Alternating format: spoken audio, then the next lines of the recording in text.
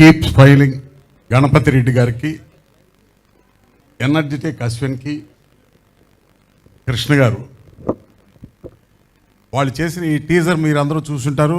ఆ ఎనర్జీ మీకు కనపడి ఉంటుంది. చాలా డైనమిక్గా ఫెంటాస్టిక్గా ట్రైలర్ ఉంది, టీజర్.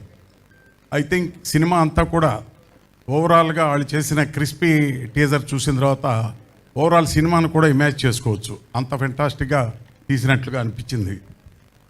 దానికి ముందు వాళ్ళ సెంటిమెంట్స్, హీరో అశ్విన్ ఓంకార్ గారి సెంటిమెంటల్ సీన్స్ ఉన్నాయి. దాంట్లో బహుశా స్టోరీలో సెంటిమెంటల్ సీన్స్ కూడా ఉన్నాయేమో అనిపించింది. ఎమోషనల్ సీన్స్ కూడా ఉండొచ్చు. ఏదైనా ఇంత ఎనర్జెటిక్గా తీసిన ప్రొడ్యూసర్ కీప్ స్మైలింగ్, ఆయనకు ఎందుకు పెట్టుకున్నారు కానీ ఇప్పుడు నవ్వుతూ ఉంటారు. ఎంత ఖర్చు అయినా ఎంత సినిమా అవుతూ ఉంటారు. కీప్ స్మైలింగ్ గణపతి రెడ్డి గారికి నేను ముందుగా శుభాకాంక్షలు చెప్తూ, ఈ సినిమాను ప్రమోట్ చేయటం, ప్రజల్లోకి తీసుకెళ్ళటం అది చాలా ముఖ్యమైన విషయం. ఆ సందర్భంగానే బహుశా ఈరోజు ఈ ఈవెంట్ ఏర్పాటు చేయటం జరిగి ఉంటుంది.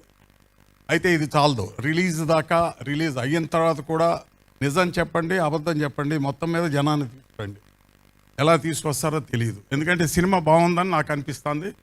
అది ప్రజలకు కూడా తెలియాలంటే మీరు దాన్ని ముందుకు తీసుకెళ్ళాలి. దానికి ముఖ్యంగా సహకరించాల్సింది ఈ మధ్య పర్సంటేజ్ సిస్టమ్కి ఒక ప్రణాళిక ఏర్పాటు చేసిన సునీల్ నారాయణ గారు, దిల్ రాజు గారు, సురేష్ బాబు గారు, వీలైతే మైత్రి కూడా దాంట్లో కలిస్తే బాగుంటుంది. పర్సంటేజ్ సిస్టమ్ మంచిదే, పర్సంటేజ్ సిస్టంలో పెట్టడం బాగుంటుంది. తప్పనిసరిగా ఆ సిస్టమ్ ఉంటేనే ఇండస్ట్రీ బాగుంటుంది, థియేటర్స్ బాగుంటాయి. థియేటర్స్ బాగుంటేనే ప్రొడక్షన్ బాగుంటుంది, డిస్ట్రిబ్యూటర్స్ ఉంటారు.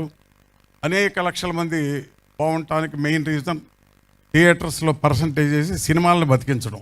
లేకపోతే థియేటర్ రెంట్లు కట్టలేక మంచి సినిమా కూడా తీసేయాల్సి వస్తుంది. చిన్న హీరోలకు ఓపెనింగ్ రాక సినిమాలు తీసేయాల్సి వస్తుంది. మంచి సినిమా చూద్దాం అనుకునే లోపే అయిపోతుంది. అలాగే ప్రేక్షకులు కూడా ఓటీటీ గురించి తక్కువ రేట్లో ఫ్యామిలీ అంతా చూస్తామనే కక్కుర్తి మానేసి థియేటర్లో ఎంజాయ్ చేయండి. థియేటర్లో ఆ సౌండ్ కానీ, ఆ విజువల్ కానీ, ఆ ఫెంటాస్టిక్ ఇమేజ్ని చాలా ఎంజాయ్ చేయడానికి థియేటర్లో కూర్చుంటేనే బాగుంటుంది. మన చుట్టూ మన పక్కన ఉన్న ఆడియన్స్ కూడా వాళ్ళు చేసే ఎమోషన్స్ అవన్నీ మనకు కూడా తెలియకుండానే ఒక ఇన్స్పిరేషన్ వస్తుంది. అలా కొన్ని సీన్స్లో థియేటర్లో కూర్చొని చూస్తేనే మీకు ఆ ఇన్స్పిరేషన్ ఉంటుంది. అందుకని సినిమాని కక్కుర్తిగా ఓటీటీలో వస్తుంది చూద్దాం 2 వారాల్లో వచ్చేస్తుంది కదా అని ఎదురు చూడకుండా థియేటర్కి రండి, థియేటర్లో చూడండి. సినిమాని ఖచ్చితంగా బతికించాలి. సినిమాని థియేటర్లోనే చూస్తేనే మీరు ఎంజాయ్ చేస్తారు రియల్గా. ఊరికే కాలక్షేపాన్ని వంటగదిలో కూర్చుని పీరుబాటుగా ఓటీటీలో చూద్దాం, కాసేపటి వెళ్ళి రూమ్ ఊడ్చి వచ్చి మధ్యలో ఓటీటీలు చూద్దాం అనుకోవటం చాలా తప్పు. సినిమా అనేది థియేటర్ కోసం తీసి అనేక మంది లక్షల మంది కోసం తీసిన సినిమా తీయటం జరిగింది. మన పూర్వీకుల దగ్గర నుంచి ఇప్పటిదాకా థియేటర్ కోసం థియేటర్లోనే ఆడిన సినిమాలు, రికార్డు బ్రేకులు చేసిన సినిమాలు వచ్చినాయి. అలాంటి రికార్డు బ్రేకులు ఇప్పుడు రాట్లా, డబ్బులు రికార్డు బ్రేకులు కనపడుతున్నాయి. అది కూడా ఈ మధ్య అబద్ధాలు కనపడుతున్నాయి. అందుచేత ప్రేక్షకులు ఖచ్చితంగా సినిమాలు బతికించండి, సినిమాలు థియేటర్లోకి వచ్చే చూడండి. ఈ సినిమాని మీరు ఎంత బాగా డిస్ట్రిబ్యూటర్స్ ద్వారా ఎంత బాగా రిలీజ్ చేస్తారో తెలియదు కానీ ఖచ్చితంగా ఈ మధ్య వీళ్ళందరూ ఒక సిండికేట్గా ఏర్పడటం మంచి విషయం అనుకుంటున్నా. డెఫినెట్గా మంచి జరుగుతుందని అనుకుంటున్నా.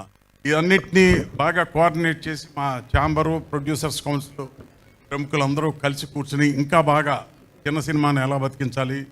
ఐ థింక్ ఇది చిన్న సినిమా లాగా అనిపించింది. 500-600 కోట్లు అని చెప్తున్న సినిమా లాగానే ఉంది ఈ సినిమా కూడా హానెస్ట్గా. దాంట్లో లేదు, సినిమా మీరు చూస్తేనే సినిమా, మీరు బాగా చూస్తే అది పెద్ద సినిమా. అందుకని మీరు ఖచ్చితంగా ఈ సినిమా ఒక్కటినే నేను చూడమంటలా. ఇలాంటి సినిమాలు ఎంత ఉత్సాహవంతులు, ఎంత ఎనర్జీ అనేకం రావాలి, వస్తాయి. మీరు చూస్తారు, చూడండి, సినిమాని బతికించండి. Thank you